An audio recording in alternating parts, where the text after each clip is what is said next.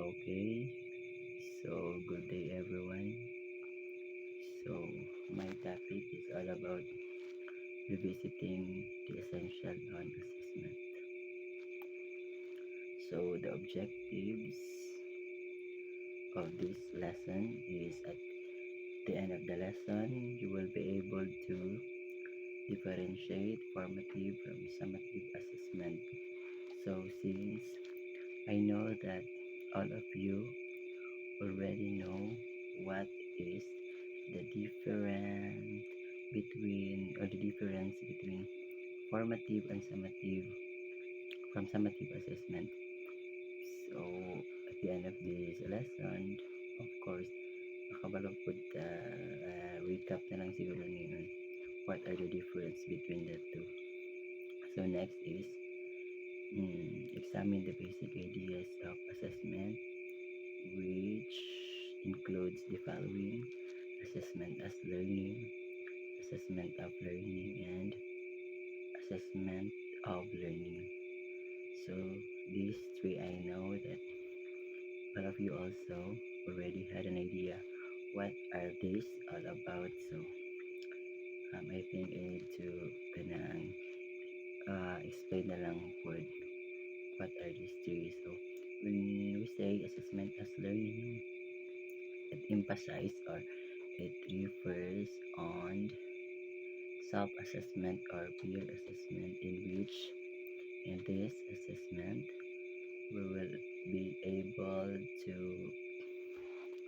know what the learner actually learns or what learner can do more pa in terms of assessment as learning. So when we talk about assessment of learning, probably this is what we call or the summative assessment, in which this is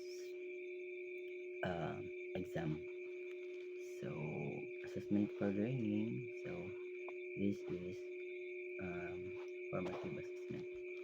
So another objective is clarify the importance of assessment in instructional deliver and evaluate the importance of assessment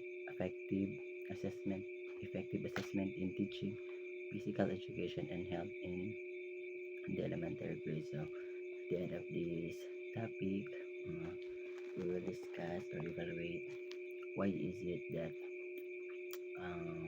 assessment is very important, especially in teaching physical education in and health in the elementary grades.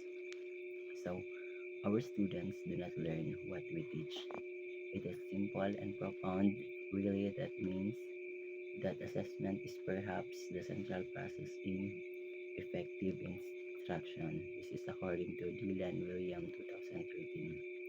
So of course, he is right, because not all what we teach to our learners they actually learned. Meaning to say, without assessment, dili ta kabalo kung na-by learning ang bata, or kanang na ba siya learning lagi mo siya. And then of course, by doing assessment, we can be able to know if na-learn ang bata or na siya progress through that topic na ato ang gi-teach sila or ato ang gitudlo. So as gatekeepers of quality instruction, if it is a must for educators to understand the importance of assessments, of course, for as educator, we should include also the importance of assessment before ta magplano og kanang buhat og assessment, because the true essence of the assessment, of course, to evaluate the knowledge of our learners, to see if na ba sila learnings, and not just that, especially in teaching physical education and health in elementary grades. Muna siya dyan ang pinaka-importante, because most of kanang assessment sa teaching PE is siya includes of different activities, physical activities, I mean. So assessment, as pointed out by Dylan William, is considered the central process in any form of instruction for it to become effective. So all the instruction will not be effective without assessment. If the assessment is kana effective, through assessment nakita nimo nga ang bata na progress na learning nga na kuha gikan sa imong meaning to say you ang imong instruction nga gihatag sila is ang form ng instruction nga imong gihatag sila is effective as well. So assessment is an important component of curriculum and instruction, for it tells if the curriculum content was delivered as planned and if it is intense were attained or not by the target pupils. Likewise, it effectively conveys if the instruction has been effective in assisting the pupils attain what is essential as defined by the curriculum. So meaning to say, nag-state na dyan ng curriculum na ang assessment siya daw is very important component in which diri makita na to na through curriculum content is kanang delivered pa, planned pa, so meaning to say when you are making your assessment, so you need to consider also that your target pupils, like kung maghatag ka og assessment, so you should kanang consider the kanang kakayahan lang sa bata, like appropriate ba sa bata, especially for example sa physical education. So in terms of physical activities, so ang imong ihatag assessment sa bata is so trapod sila, do not give them yung kanang dili nila kaya. Dapat it should kanang planned po based po sa curriculum content nga gihatag dila sa imong topic nga i-discuss po kanang by that it is effective mga instruction nga ma-assess nimo sa imong pupils para makuha din o magainin mo na effective jud or effective ang assessment kung imong gihatag sa ilaha by defined by the curriculum. So thus we consider assessment as being the alpha or beginning and omega end of all instructional efforts and initiatives. Of course, by assessment, of course, muna siya ang beginning or the alpha, which is by that muna siya ang gate or bridge para na ay ma-learn ang bata. By formative assessment, pamanggod nakita na nato kung unsa ang need pa natong i-give sa mga bata para na sila ma-learn in terms of giving and assessment. So, of course, in omega, they say that is actually M, so that is summative assessment already happens. So meaning to say by that, by giving that such assessment, so it is you need to put efforts and initiative to make the assessment better, and kanang ang imong goal is kanabang for the goods of the students nga na sila learning or progress bang makita na to.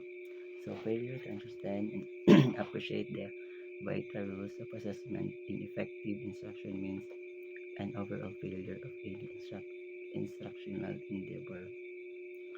So meaning to say, if you didn't know, you understand, if you don't understand or at least appreciate the importance or rules assessment, so meaning to say ang imuha pong kanang instruction ay imuha pong overall performance is failure po na siya. Kaya when it comes to giving assessment, consider also nga ang pang level lang po sa imuhang estudyante. Like for example, ang imong assessment is dili siya suit dahil sa kanang level sa bata nga imong gihatagan. So failure jud na siya kay wala man nimo gi-understand o gi-appreciate. It's because you are giving the assessment lang maybe for kanang nalay mahatag nga assessment. So don't do that. You should kanang consider the ability of the students, especially in physical education. So kung mohatag ka og kanang physical activities mga ingana, so kanang you need to understand kung unsa ka important ang assessment para sa imong bata, of course, para mas effective ang instruction nga imong gihatag sa lahat. So assessment meaning and essentials.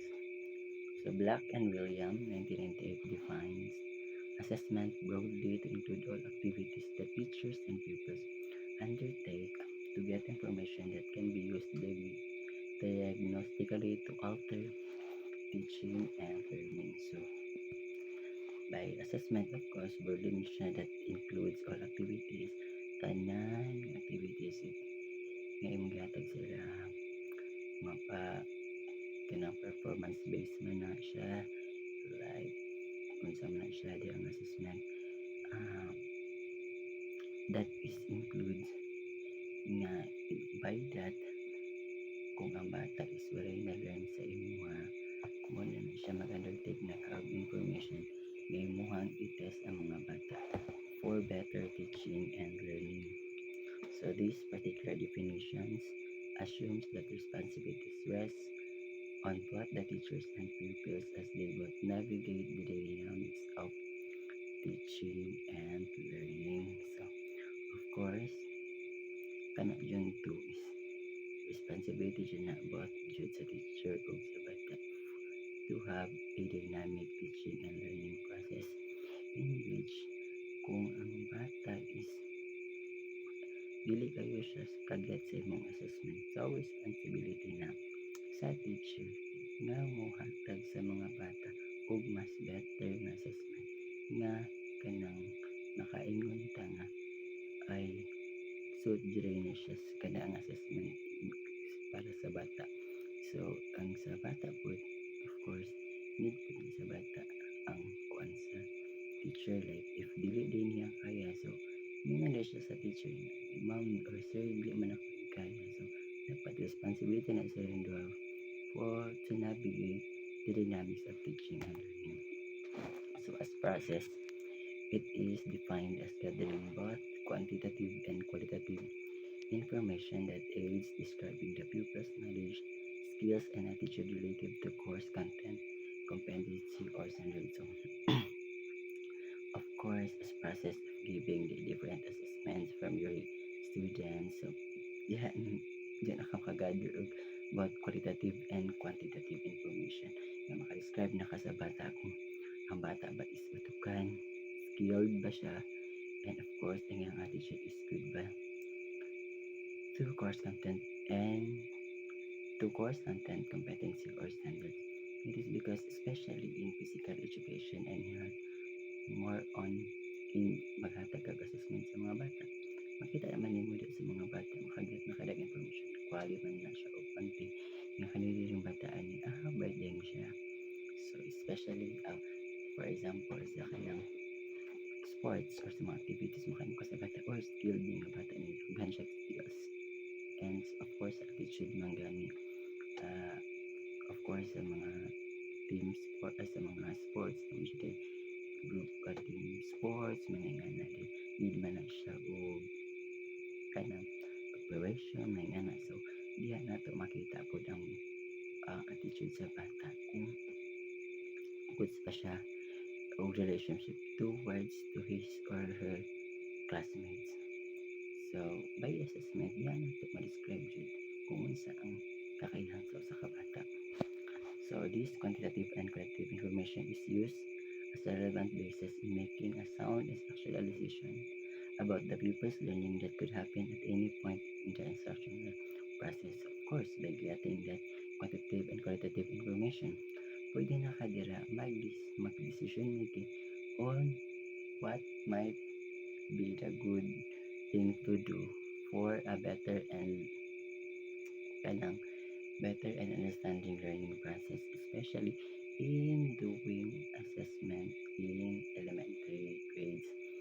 So by that, so for example, sa PE, so pinakaget na katong information. So di na ka kanang mag mag-decide kung unsa ang best activities or assessment nga imong ipahatag sa imong mga estudyante at any point in the instructional process. So in many cases, teachers and learning facilitators find themselves in a precarious position of whether or not to introduce new content to a particular class, excuse me, in which a significant of number whom has difficult understanding the old topic. So of course, for those teachers and for us, which are teachers and learning facilitators, so dapat as pud kita pud is it is also it is also our responsibility nga at any point pwede sabta nga mag-continue or mo-introduce tag new topic or else mag-focus sa old topic if in case based sa atong assessment nga gihatag sa atong mga bata is daghan og number of students ang na ay difficult understanding the old topic or main kasi sa assessment pa lang imong gihatag sa imong mga activities, especially kanang mga learning activities, physical activities, mga performance based kung imo nakita dira daghan jud og mga estudyante or mga pupils nimo nga napay difficult understanding like maglisod sila cope up ato nga assessment. So you don't need to introduce new topic. Instead, you need to focus on the old topic in which nakay assurance na ang imong mga bata is kanang naay ma-learn at the end of that topic ay hakang introduce to new topic. So the data provided by the assessment is of great importance for teachers to arrive at sensible decision. So of course, in getting that data nga imong na-gather, quali man na siya o quantity provided by the assessment, importante po na sa teachers to arrive at a sensible decision nga gana. Hala, sa akong words nga buhato no, unsa jud kay makapa-best or unsa jud akong best way to kanang buhaton pa for my pupils or for my learners nga naa jud sila ma-learn at kaning akong topic akong ihatag sila. So relative to purpose, educational assessment can assume several forms depending on intention for which it is administered according to Abu Hal-Hijja 2017 as improved or summative to decide. Scriven 1967 pointed out assessment can either be employed as formative to decide. So meaning to say that is kanang mo na ang ilaha pong mga statement or theory nga through educational assessment daw according to Abu Al-Jiha can assume several forms depending on the intention for which is administered. So depende na sa administered kung unsa pa nga ipa-improve kung mo undergo na ba siguro undergo na ba tayong taog summative to decide or mag-focus sa according to prescribed focus siguro ta sa ato ang formative before ta mo undergo kanang summative. Mo na ang difference sa formative ug summative. It's ang formative dira sa formative diha na to ma-assess through that assessment, diha na to ma-assess kung ang bata kana nga topic na siya na-learn o wala. So dira na mo after ang each topic dira na mo sulod ang summative which exam na from lesson 1 or sa lesson 1 to 7 kanang tanan nga lesson is as one na siya to come up ma-exam na siya. That's why it is called exam. So, formative and summative classroom assessment. So, it is important to point out the assessment is conducted through classroom-based assessment, national assessment of student learning, and system assessment. Large-scale assessment like National Achievement Test, Program for International Student Assessment, or PISA, Trends in International Mathematics and Science Study, TIMMS, and Southeast Asia Primary Learning Metrics, CPLM are examples of system assist that gauge the overall performance of the pupils in participating country or economy. So that's why every year or first sem man siya or kung sa tuwa kay sa first sem or second sem na sila during sa elementary dyan, especially kanang mga elementary grades, na dyan ay national achievement test in which in that kind of assessment makita sa large scale assessment nga na ay progress ang bata or learning because through that kind of assessment dira nato ma-assess kung ang bata is nabadyoy nakatunan throughout the topic given by them kana nga sa ba na siya kanang pwede ba na siya sa like past grades or sa present grade. So wala siya ang musulod siya sa I think grade 3 na siya o grade 6 and grade kanang PISA. I know PISA po pero kaning bandit na ko sila familiar but not and PISA is very familiar since nakagi ko na sa kanang elementary days na ko. So by that makita sa kanang performance sa bata dira na siya makita kung ang performance ba sa bata is nag-participate o kanang goods ba ang performance sa bata. So by that participate sa country in which kanang ni-help ta sa country to figure out if ang bata is na ba sila learning or kanang every every assessment is every topic is na ba sila ma-learn kay kanang ilang ibang hatag po dira nga test is na discuss na po na throughout ana nga year level guro or like sa ilang pass basta dili po na matag ang national achievement test kanang mga NAT or mga large scale assessment na wala po na tackle sa mga bata. So by that makita na to kung unsa ang performance ato ang country in terms of like kanang ang mga bata ba nato is kanang nato na ba eligible or not kung high ba og performance in terms of kanang mga assessment or weak ba performance. So recent results of this international large scale assessment or ILSA are indicative of the weak performance of Filipino pupils as compared to their counterparts abroad. So imagine because of that na figure out nila nga kita rin nga ang Filipinos dahil is weak ang ilang performance in terms of kanang international large scale assessment or katong assessment nga ilang gihatag kato like NAT or PISA nga to ang Filipino pupils daw is weak kayo performance. So meaning to say dili jud tanan nga or naglisod pa jud ta ang mga Pilipino in terms of learning kay compare daw sa uban nga kanang like uban country.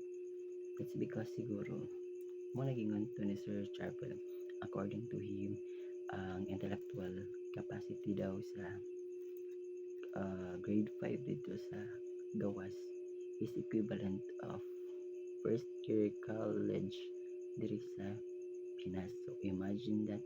So meaning to say advanced ang ilang educational system dito compare sa tuwang educational system diri sa Pilipinas. That's why weak kay taog performance in terms of katong mga large-scale assessment kay ilang gipanghatag. So, through various factors that contribute to the low performance of the Philippines, much has to be accounted for on how the basic education system delivers quality and relative instruction among the 23 million Filipino pupils, both from public and private schools. So, meaning to say, dako pa siya factor na even imagine 23 million Filipino, then uh, nga 23 million Filipino pupils from both kanang public and private, both from public and private schools. So meaning to say there is a problem in terms of educational assessment, educational system diri sa Pilipinas, even though nga ang ato ang mga teachers is knowledgeable, even though ato mga teachers is mga matawag na sa effective teachers siguro, but then again there are lack pa siguro in terms of how they handle their learners, especially in giving assessment. So mo siguro na siya ang problem. That's why, but imagine 23 million Filipino pupils from both public and private pupils.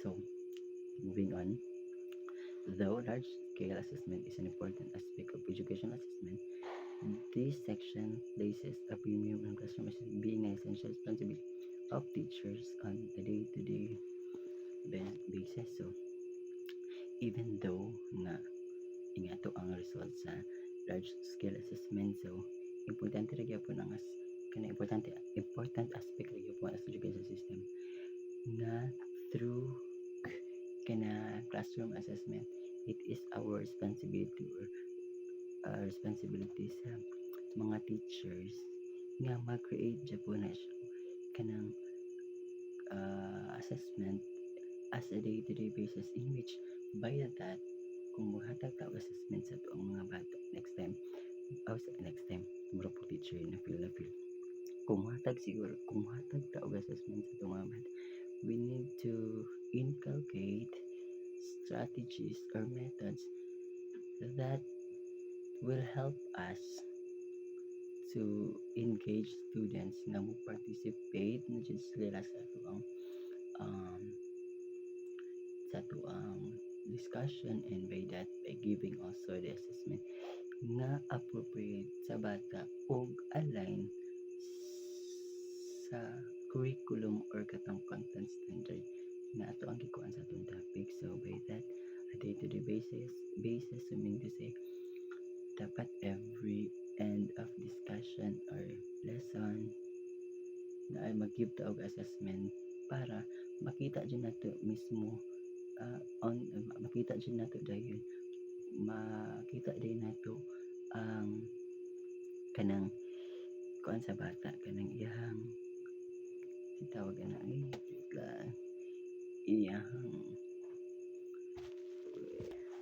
makita dayon nato sa bata ang iyahang performance based ato ang gihatag sa ilahang discussion sa assessment. So by that siguro mo na siya way nga siguro nga next time kung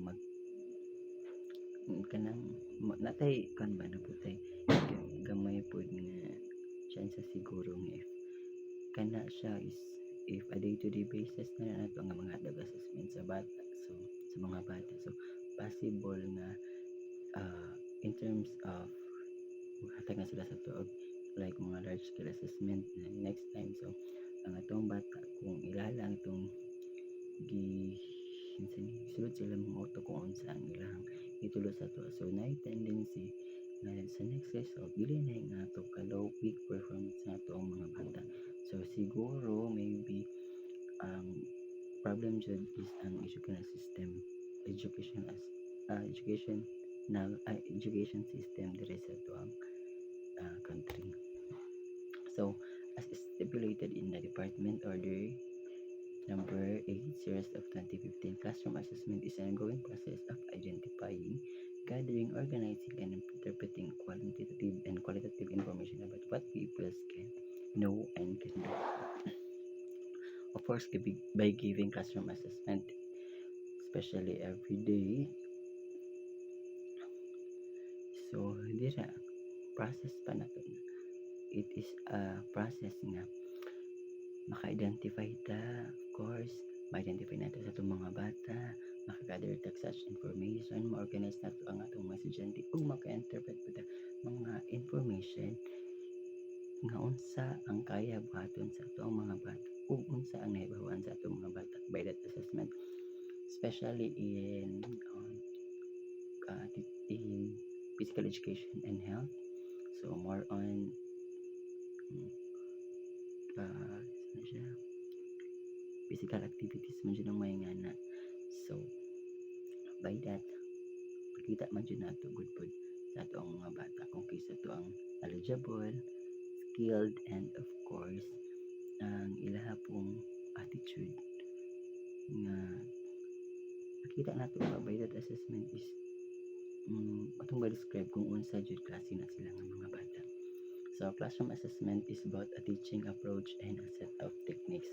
So of course, in doing classroom assessment, teaching approach and a set of techniques is very important. Of course, you need to set a technique for you to for you to become an effective as well. Because by giving that kind of assessment, you need to inculcate such approach which is relevant and appropriate to your learners. So by that, naka-assurance na kung effective lang dyan ang imong approach ug ang techniques nga imong gi-set. So meaning to say, dili makaisa sa mga bata ano dyan sila learning nga makuha dyan throughout that assessment. So by that, paghatag pa lang ni mag-assessment sila kung nag-set na kag-approach, dili raman nila makuha good naka-teaching approach ug set of techniques. Kung effective lang ka, dili raman makuha sa mga bata, dili na nalisod sila, especially kung dugay ng mga like man's eye, like dugay-dugay na mga bata or kailan na mga bata simuha.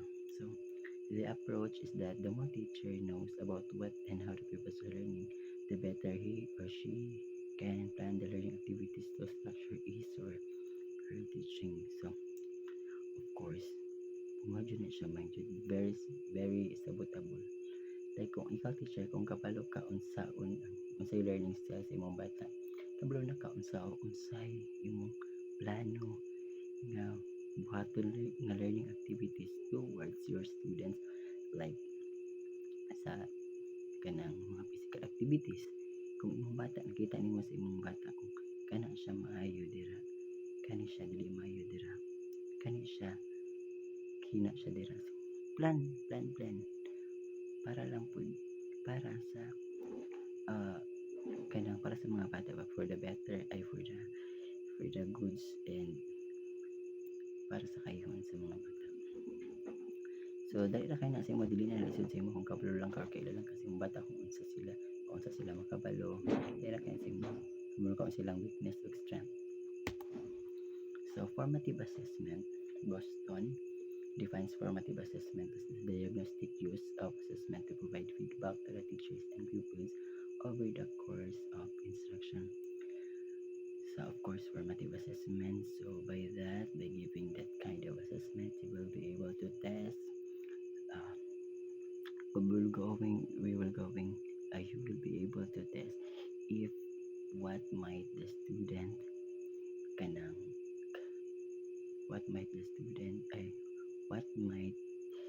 imong buhaton for effective instruction as well.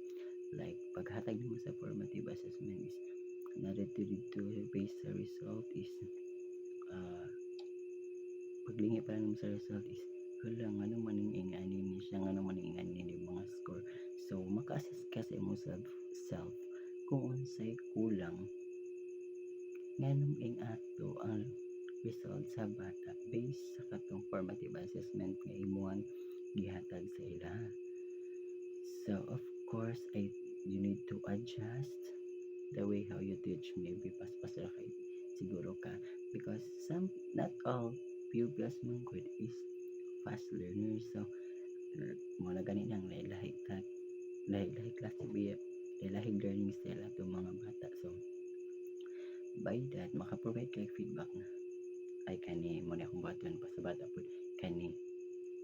So dili man ka mo undergo summative assessment kay based pa lang sa ilang formative assessment nga result is ang murag epektibo ba based sa result is ya pa man ka ma-provide og feedback magpadayon ba ka or dili basta imong all topic.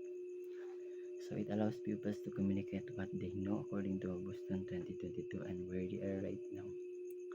So by that ma-assess na nimo dayon automatically based sa imong formative assessment. Maka-assess na kasi imong mga bata imuhang i-assess ang mga bata kung unsa ilang needs as long as to yourself kung unsay kulang sa imo unsa jud like mas basta siguro kay kung makatuloy nga na ba.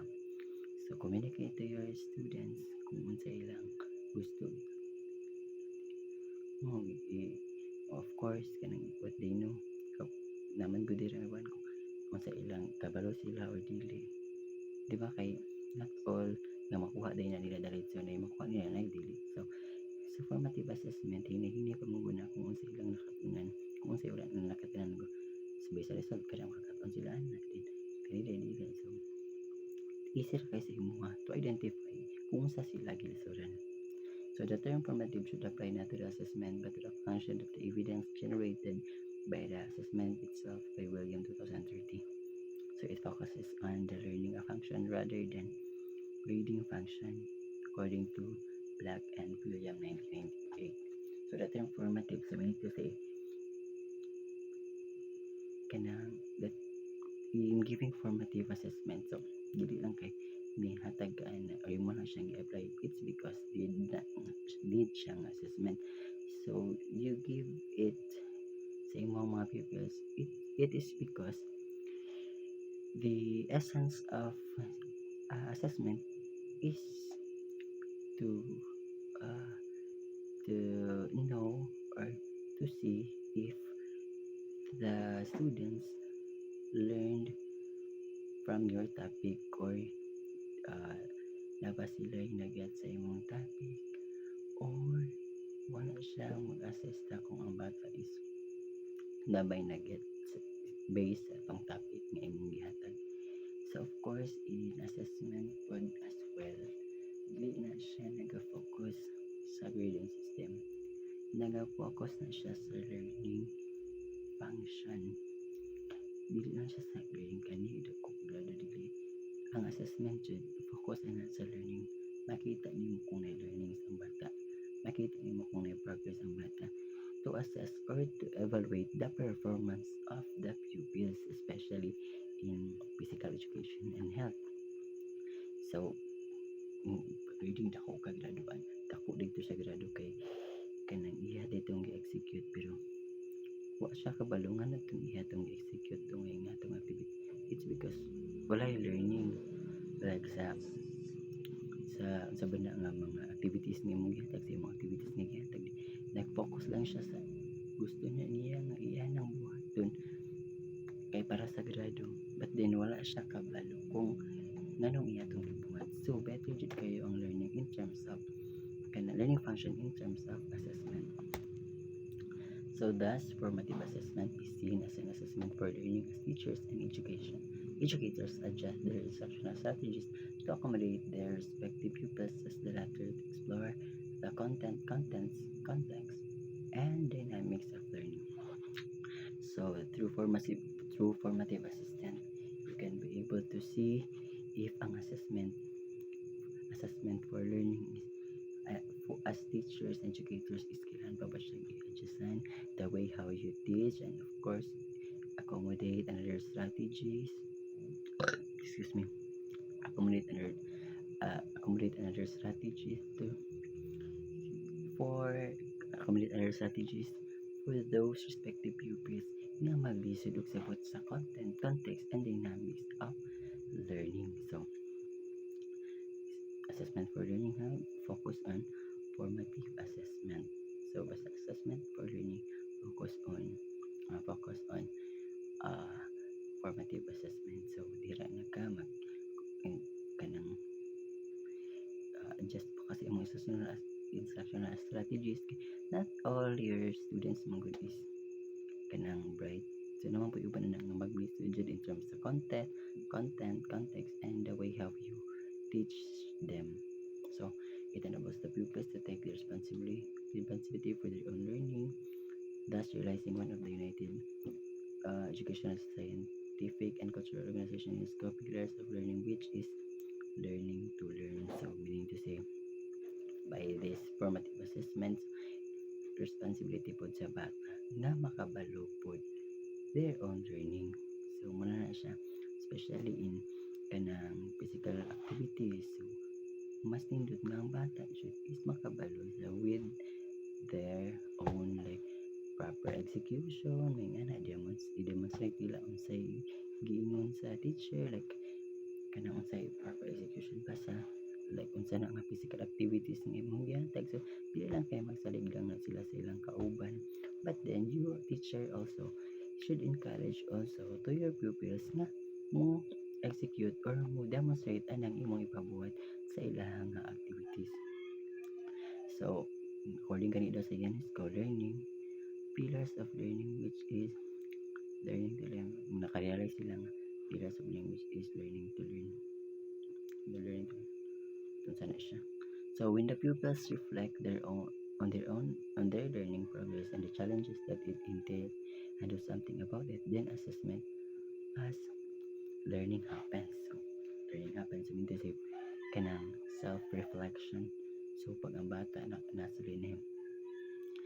nakita nga even though challenges, even though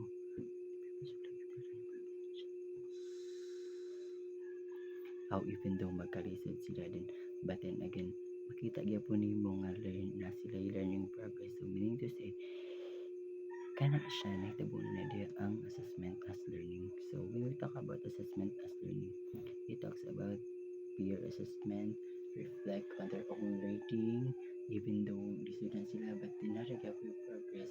Ang talking galing assessment as learning, it talks about what pupils can do and what pupils can and do more pa siya.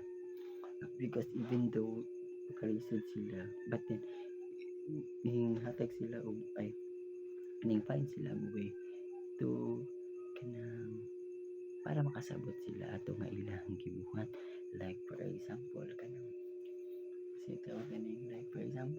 sa mga physical activities physical activities nga maghatag sila. So even though magkalisod na sila, but then they will try their best nga makuha na kanang imong ipabuhat sa ila, because that is what learning assessment as learning. So that's it. Since Erica go already discussed about summative assessment, so okay, I will differentiate the formative from summative assessment. So in terms of formative assessment, so dera ihatag na siya ang assessment at the end of the discussion or sa lesson nga imong gihatag sa ilahan. So summative assessment mahitabo na siya kung katong tanang lesson nga imong gipa-assess gihatag sa imo as assessment katong what formative assessment happens, kato siya i-as one to siya, that comes summative assessment. So summative assessment talks about the exam, which is the kanang end of the course ba, like first grading, kana tanang topic sa first grading mo na inyong content anang summative. So ang formative like lesson 1 di ara ta mag-quiz, lesson 2 lahi mo na siya ang formative. So it is very important to know and to give the assessment, especially in physical education and health, in which by that makita nimo nga ang bata is may learning, to evaluate the learning as well as the progress of your children or your pupils. So mo na siyang importante kay you cannot say that your student learn on how on what you've teach to them. Instead, you know how they learn because of the assessment that you've given to them, and based on the result of the assessment is absolutely kanang dako ba og result. So mo na siyang importante kayo siyang assessment. You need to consider also the level po sa bata, ilang kanang utok ba. So that's it.